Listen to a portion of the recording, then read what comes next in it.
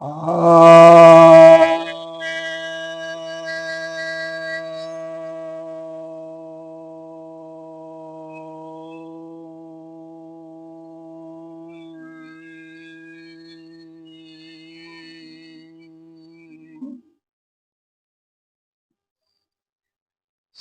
भक्तजनों को सप्रेम नमन।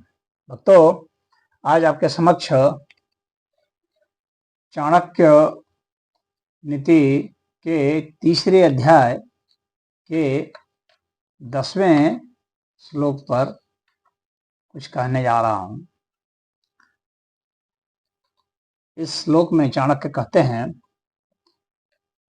त्यजेदेकं कुलस्यार्थे ग्रामस्यार्थे कुलं त्यजेत्, ग्रामं जनपदस्यार्थे आत्मार्थे पृथ्वीं त्यजेत्। इसका अर्थ यह है कि कुल के भले के लिए अगर किसी परिवार के एक व्यक्ति को त्यागना चाहिए तो त्याग देना चाहिए, यानी त्यागने की अगर जरूरत पड़े तो त्याग देना चाहिए। कुल की रक्षा के लिए, कुल के हित के लिए यदि एक व्यक्ति का महत्व नहीं होता है, उसको त्यागा जा सकता है। उसी तरह से ग्राम के हित के लिए, गांव के हित के लिए अगर किसी एक कुल को, एक परिवार को हमें त्यागना हो तो त्याग देना चाहिए। अर्थात ग्राम की रक्षा का महत्व ज्यादा है एक परिवार की रक्षा के बनिस्बत। तो कुल को छोड़ा जा सकता है, उसको त्यागा जा सकता है, जिससे कि गांव का भला हो सके। फिर उसके बाद कहते हैं कि जनपद की रक्षा के लिए,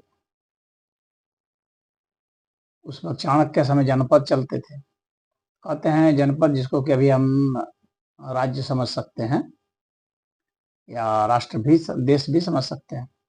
तो कहते हैं कि जनपद की रक्षा के लिए यदि एक ग्राम को त्यागना हो तो त्याग देना चाहिए। जनपद की भलाई के लिए यदि हमें एक ग्राम को छोड़ना पड़े तो छोड़ देना चाहिए। तो यहाँ पर तो ऐसा लगता है जैसे चाणक्य जो हैं वह एक समाज को बड़ी इकाई मान करके और जो छोटी इकाई है उसको त्यागने की बात कर रहे हैं, मतलब उसका वैल्यूएशन कम कर रहे हैं। यानी सामाजिकता को ज्यादा महत्व दे रहे हैं, निजता को कम महत्व दे रहे हैं। लेकिन इसके अगले ही पद में वो क्या कहते हैं, आत्मार्थे पृथ्वी त्याजे। कह रहे हैं कि आत्मा की रक्षा के लिए, स्वयं की रक्षा के लिए पूरी पृथ्वी को त्यागना पड़े तो त्याग देना चाहिए, यानी पूरे संसार को त्यागना पड़े तो त्याग देना चाहिए।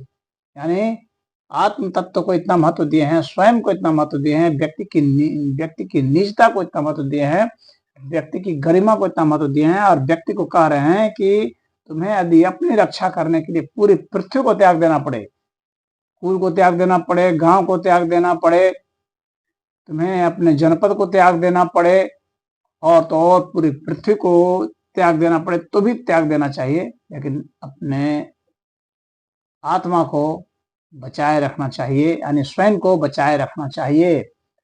स्वयं जो है, आपका जो अस्तित्व है वह पूरी पृथ्वी से बढ़ करके है, क्योंकि ये आप हैं तो पृथ्वी है, जान है तो जहान है।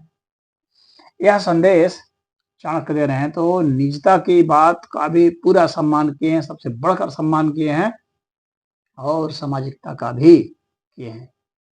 समाज के लिए बताए हैं कि किसको किसको त्यागना हितकर है, कौन कौन श्रेयस्कर है, और उसका जो है श्रेष्ठता का प्रतिपादन करते हुए एक वर्गीकरण किया है उन्होंने। लेकिन अंततः कहते हैं कि जो निजत्व है वह पूरी पृथ्वी से बढ़ करके है।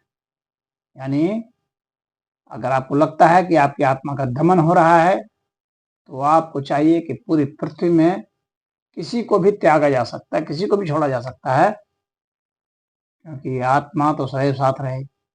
आप तो स्वयं सदैव अपने साथ है, इसलिए व्यक्ति के लिए उसका व्यक्तित्व महत्वपूर्ण है, व्यक्ति के लिए स्वयं जो है उसका सबसे ज्यादा महत्व है।